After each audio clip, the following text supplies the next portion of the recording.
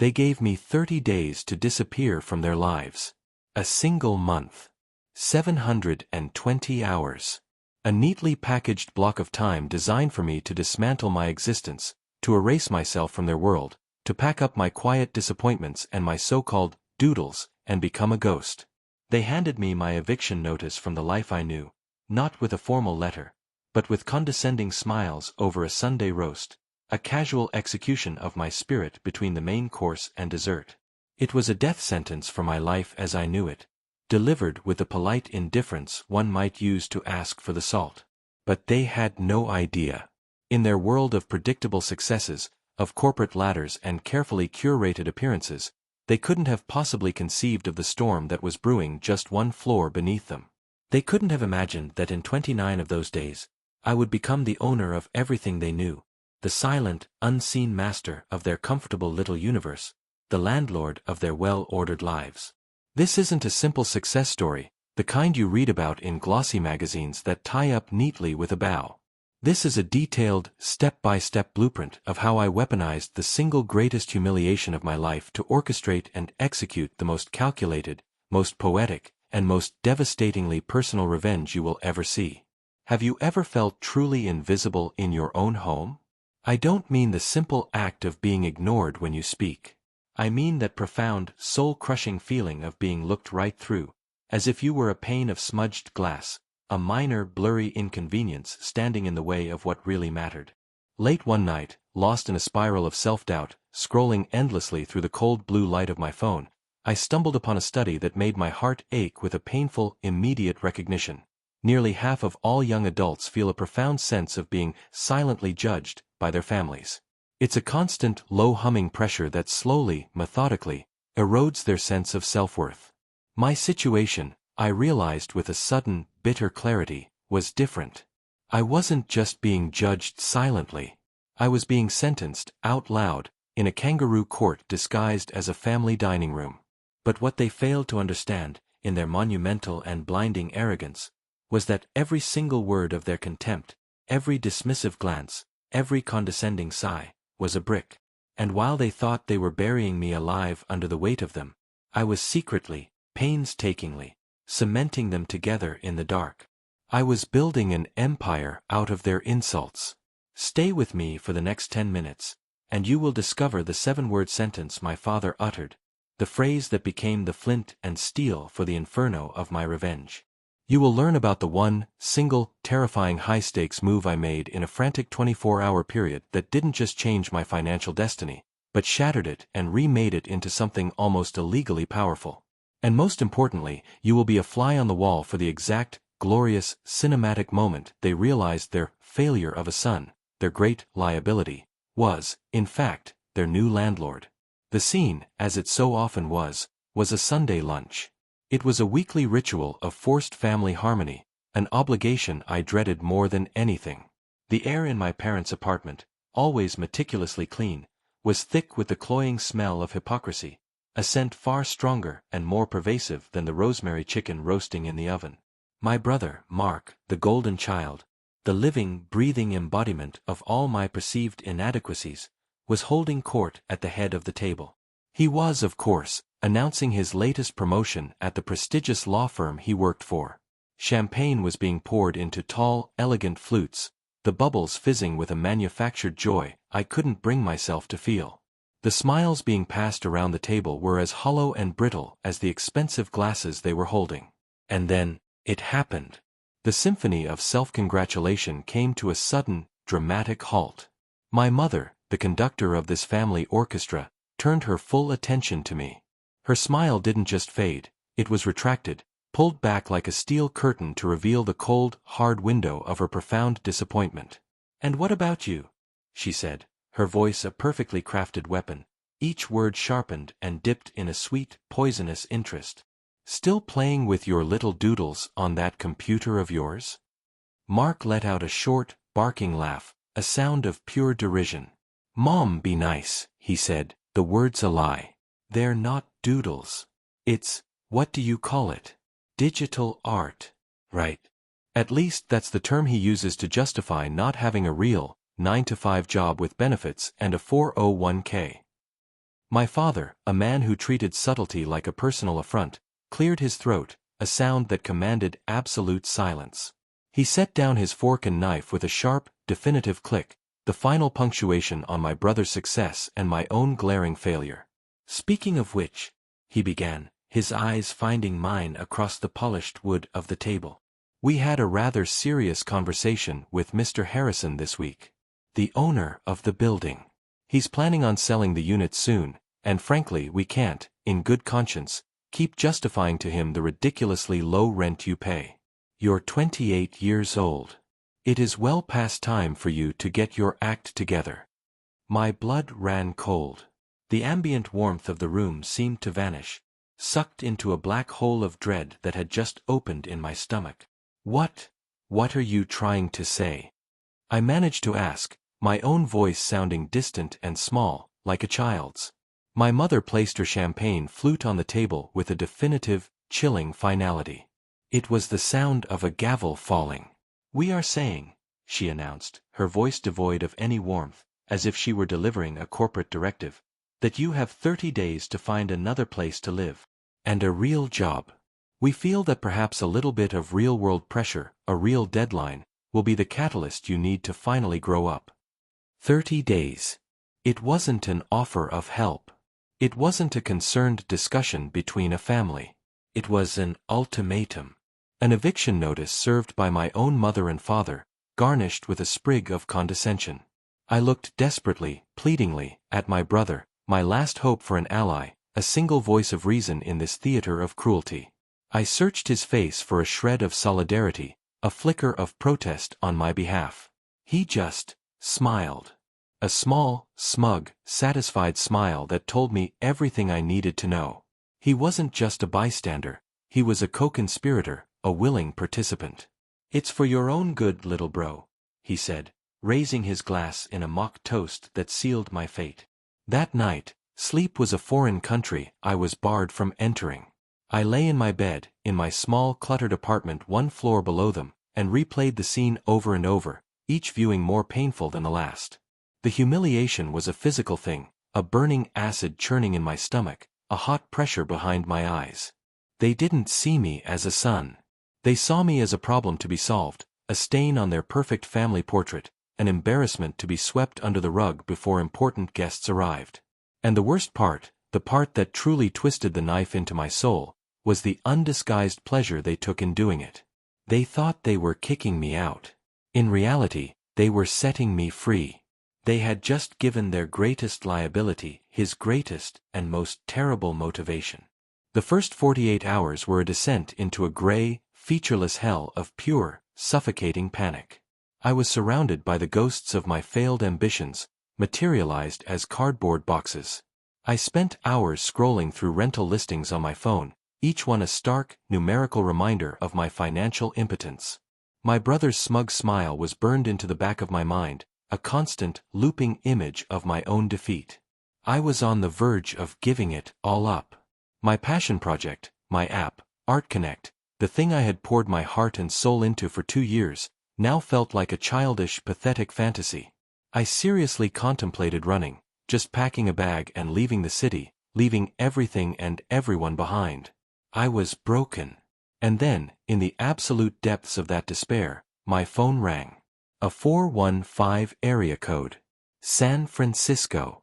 I almost ignored it, assuming it was a spam call, another digital phantom come to haunt me. But some flicker of a long-dormant instinct, made me answer.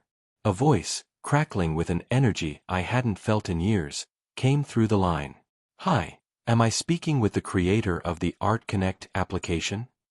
My heart didn't just skip a beat, it felt like it stopped, rebooted, and started again at twice its normal speed. It was a venture capitalist. A senior partner at a major Silicon Valley firm. She hadn't just stumbled upon my app on some obscure forum. One of her sharp-eyed young analysts had flagged it weeks ago as a potential market disruptor, a sleeping giant in the burgeoning creator economy space. She didn't see doodles. She saw user acquisition costs, monetization funnels, and a clear path to a 10-figure valuation. My family had given me an ultimatum. Silicon Valley had just given me a multi-million-dollar offer. Her offer was my salvation. It was the lifeboat I had been praying for, appearing out of a fog of despair. But as I sat there, on my worn-out sofa, listening to her talk about series of funding and equity splits and board seats, something inside me shifted, hardened, and crystallized. Salvation wasn't enough anymore. I didn't want to just survive this. I wanted to win. On the video call the next day, I looked her straight in the eye, my own face reflected back at me on the laptop screen, a mask of feigned, ice-cold confidence I did not feel. I let her finish her incredibly generous offer, and then I said, "The offer is good. Very good. But I have one non-negotiable condition. The deal has to close, with the money wired, cleared, and fully accessible in my account, within 7 days." Silence. A long, heavy silence that stretched across the thousands of miles between us. I could practically hear the gears turning in her head, the complex calculus of risk and reward. I could see her weighing if I was insane, or desperate, or a strategic genius. "That's an unusually, almost impossibly, aggressive timeline," she said finally, her eyebrow arched in deep suspicion. "May I ask why the extreme rush?" I took a deep breath. This was the moment. This was the pivot. I baited the hook with the one thing no ambitious person on earth can ever resist: mystery, and the tantalizing scent of a bigger, more ruthless game. "I'm in the middle of a hostile real estate takeover," I said, the words tasting like power and prophecy on my tongue. "And my window of opportunity is closing fast." She didn't need to know that the hostile takeover was aimed at a single, insignificant residential building in a quiet neighborhood, and that the opposing party was my own oblivious family. The next 5 days were the longest, most exquisite torture of my life. Every hour stretched into an eternity. The ticking of the cheap clock on my wall wasn't just measuring time, it was mocking me, counting down to my public execution.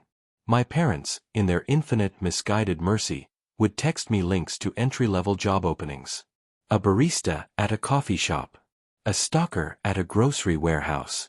"Just to help you get on your feet, dear," my mother's texts would say, each word a tiny, digital pat on the head that felt like a slap. I would reply with a simple, infuriatingly calm, "Thank you. I'm currently weighing several significant, high-yield options." On the 6th day, the silence from the investor was a physical weight, pressing down on me, suffocating me. The deal was supposed to be closing. I'd heard nothing. My calls went to her assistant, who was polite but unhelpful. I was starting to think it was all a hallucination, a cruel, elaborate joke played by a desperate mind. I stepped into the shower, turning the water to ice cold, trying to shock the mounting anxiety out of my system. And that's when I heard it. Through the sound of the water, the buzz of my phone on the counter. Not once, but a rapid-fire succession of buzzes, like a string of firecrackers. I stepped out, dripping, my heart hammering against my ribs like a trapped bird. I picked up the phone, my hand shaking so badly I could barely unlock it. A string of notifications lit up the screen. An email from the high-powered law firm in San Francisco, subject line, "Confirmation of transfer." An email from the investor herself, short and sweet, "Welcome aboard. Now go make some trouble." And a notification from my humble, local banking app. I opened it. The screen loaded. And there it was. It wasn't a deposit. It was a financial tsunami. An 8-figure number that didn't look real, a number with so many zeros it seemed to stretch into infinity and break the layout of the app. The wire had gone through. They did it. They had actually done it. I had the money. I had 48 hours until my eviction. The game had truly, finally begun. I didn't look for a new apartment. I didn't pack another box. I made a phone call. I had already spent a sleepless night digging through public records, finding the name and private line for the building's owner, Mr. Harrison. A man who, my entire life, had only ever seen me as the weird, quiet kid from 5A. He laughed when I told him I wanted to buy the building. It was a wheezing, condescending, deeply insulting laugh. "Kid, do you have any idea what this place is worth? We're talking millions." I let his laughter die down, letting the silence hang in the air for a pregnant moment. And then, in the calmest, clearest, most powerful voice I could muster, a voice I didn't even recognize as my own, I said, "I know exactly what it's worth. And I am offering you 20% above the official market valuation. In cash. The deal can be closed by noon tomorrow." The silence on the other end of the line was the single most satisfying sound I had ever heard in my entire life. It was the beautiful, unmistakable sound of greed, completely and utterly overwhelming disbelief. The next morning, on the 30th and final day of my ultimatum, I wasn't the tenant on the verge of being homeless. I was the landlord. And I had a very special, legally binding welcome gift to deliver to my family. They were expecting me to be packing my last box, ready to slink away in shame.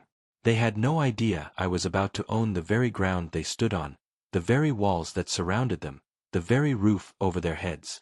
8 p.m. Judgment hour. I walked up the single flight of stairs to their apartment, my footsteps echoing in the quiet hallway. I knocked on their door. Not a frantic, desperate knock. Not a timid, apologetic knock. A calm, deliberate, rhythmic knock. The knock of a man in complete and total control. My father swung the door open, his face a mask of irritation and contempt. "Your time is up," he spat, the words laced with finality. "I trust you're on your way out." I didn't say a word. I just handed him the crisp, white, legally sized envelope. He tore it open, expecting a letter of apology, a pathetic plea for more time. He started to read it aloud, his voice dripping with sarcasm, and then it caught in his throat. He stumbled on the words, his brain refusing to process what his eyes were seeing. His face went pale, the color draining from it as if a plug had been pulled. I watched him, a silent, patient observer to his world crumbling around him. And then I spoke the words for him, slowly, clearly, savoring each and every syllable like a fine wine. "The apartment 5B will be reclaimed by the new building owner for personal use. The current occupants have 30 days to vacate the premises." The paper slipped from his trembling fingers and fluttered to the floor like a dead leaf. My mother rushed to the door, drawn by the sudden, heavy silence, her face a canvas of confusion. "What is it? What did you do?" she whispered, her voice trembling, her eyes darting between my face and my father's ashen, horrified expression. I finally looked up, meeting my father's wide, terrified, uncomprehending eyes. I let a slow, deliberate smile spread across my face for the first time in a month. And I lifted my hand, dangling the keys to my own apartment from my finger, the metal glinting in the hallway light. "Me," I said, my voice a perfect, chilling echo of his own condescending tone from 30 long days prior. "I followed your advice. I got a real job. And my first major investment was this building. Turns out, I need a bigger place, a nicer view. And your apartment, with that lovely view of the park. It's perfect." I paused, letting the full, crushing weight of the situation crash down on them. "Oh, and by the way, you have 30 days. It's for your own good, you know. Maybe a little bit of real-world pressure will help you mature." I turned, without waiting for a response, and walked the few steps to my own front door. The sound of it closing behind me wasn't just a click. It was a sonic boom. It was the sound of a universe reordering itself around a new sun. And for the first time in my entire life, standing in that same old apartment, surrounded by the same old walls, I finally, truly, felt like I was home.